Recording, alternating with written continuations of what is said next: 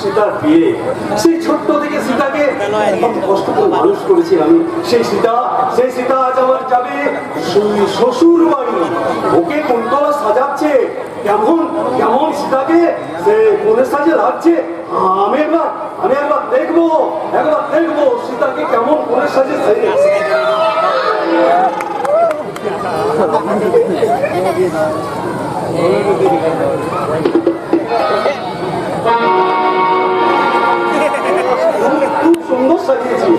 খুব সুন্দর সাজিয়েছি। আজ আমার কি আনন্দ হচ্ছে রে সীতা, আমি তোকে বলে বোঝাতে পারবো না। আজ তুই আজ আমি শ্বশুর বাড়ি, তোকে নেওয়ার জন্য তো রামচন্দ্র আসছে রে, রামচন্দ্র আসছে।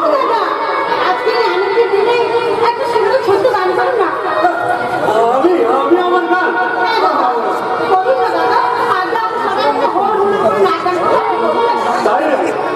নাটক করবে। আচ্ছা ঠিক আছে, তাহলে ওদের কথা মতো আমি তাহলে গান গাই নাকি?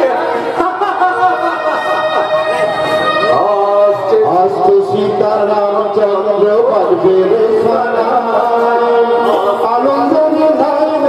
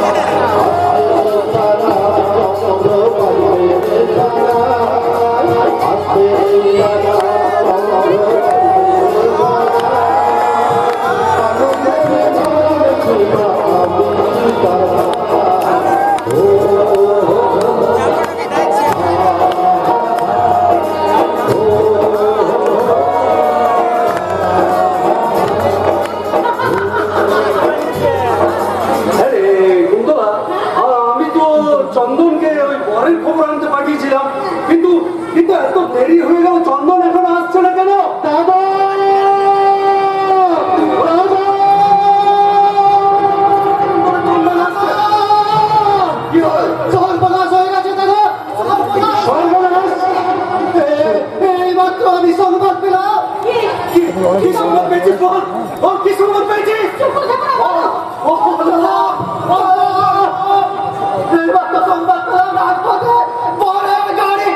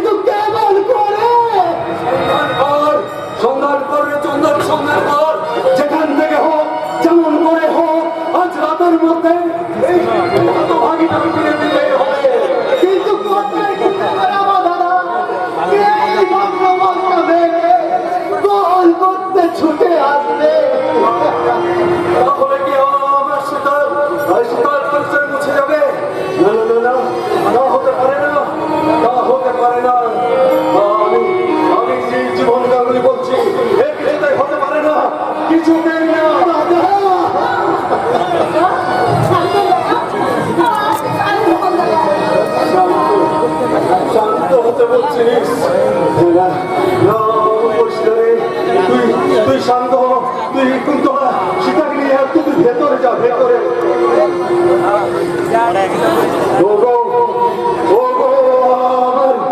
আমার বন্ধু বান্ধব আত্মীয় স্বজন, আমি আপনাদেরকে বলছি, আপনারা দয়া করে কেউ এসে আমার সীতাকে এই কলঙ্ক থেকে মুক্তি দেন।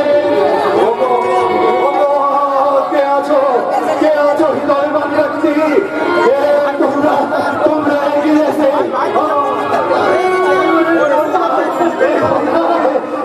বনটাকে তোমরা গ্রহণ করো। প্রতিজ্ঞা করে বলছি, আমি আমার যথা সর্বস্ব বিলি করে দেবো। দয়া করে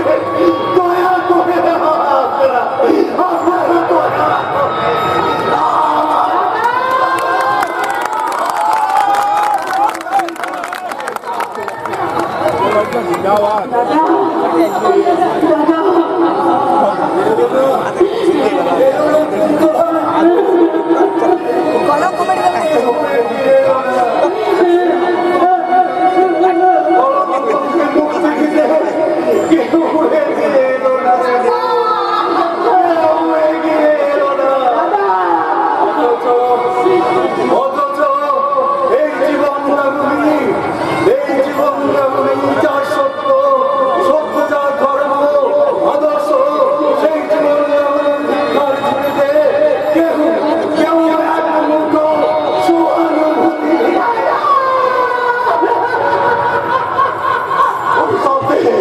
অভিশাপ দে, অভিশাপ দে, তুই আমাকে প্রাণ ভরে অভিশাপ দে। তুমি ভাববে দাদা, তুমি কি ভাববে? তোমার সব ভাবনা ব্যর্থ হয়ে যাবে দাদা। সে তোমার একমাত্র পরিচয় হবে, সে ভগবান সীতা। কান্না নয়, কান্না নয় দাদা, কান্না নয়।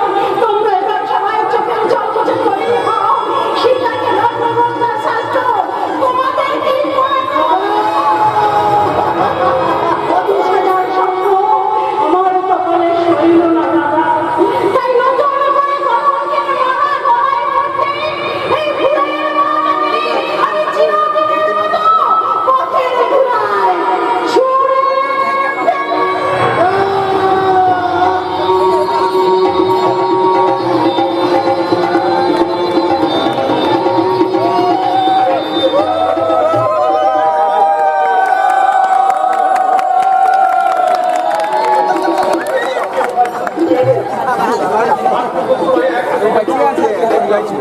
মাত্র সামনে একটু সহানুভূতি হওয়াতে তাদের জীবন নষ্ট হয়ে গেছে।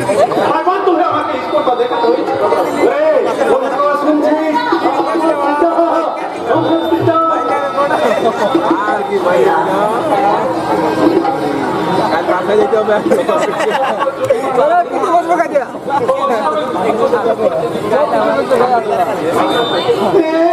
আপনি কি করছেন?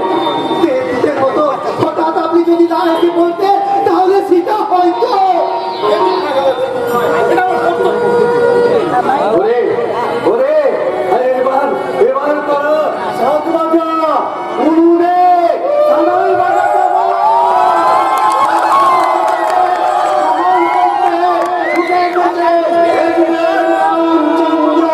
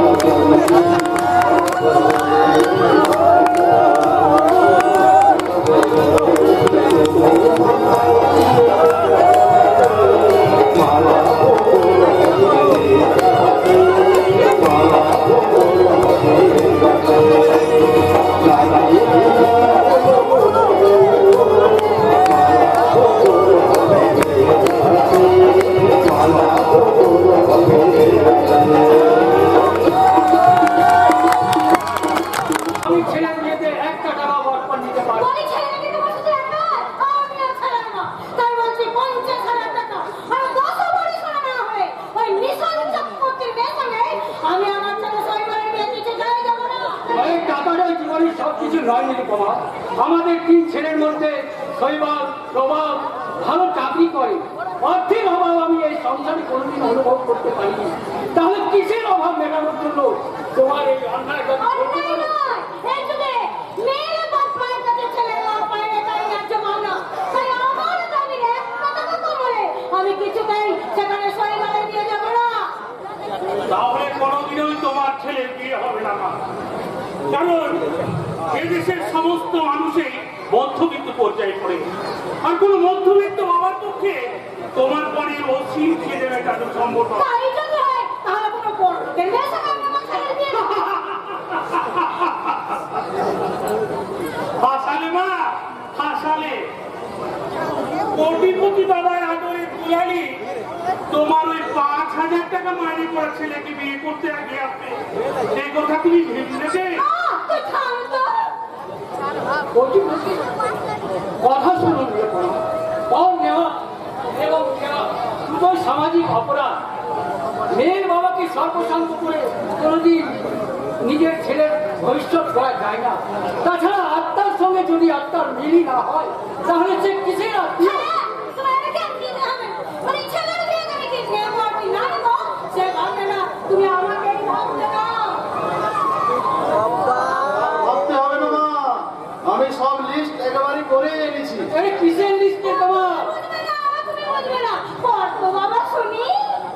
এই পালঙ্ক, ড্রেসিং টেবিল, আলনা, সোফা কাম বেড। দূর বাবা, ওগুলো লিখে দেওয়া যায় নাকি? ওগুলো তো মানুষ এমনি দেয়। আরে নতুন কিছু লিখেছিস তো বল। নতুন মানে? ওই যে আজকাল কি সব বেরিয়েছে, হ্যাঁ মনে পড়েছে। ফ্রিজ। হ্যাঁ, washer machine, washer machine. Washer machine? হ্যাঁ রে, ওই যে আজকাল একটা বাক্সের মধ্যে সব কেনা কাছাকাছি যায়। আরে ওটা ওয়াশার মেশিন নয় মা, ওটার নাম হলো ওয়াশিং মেশিন। ওই হলো আর কি। ওয়াশিং মেশিনের পরে তুমি যাক বাবা, কাপড়ে কাচারে ঝামেলাটা এবারে মিটলো। তারপরে কলার টিভি। Solar TV? সেটা আবার কি? ওই যে একটা বাক্স, যার মধ্যে লাল নীল ছবি দেখা যায়। ও ওটা কলার টিভি নয় মা,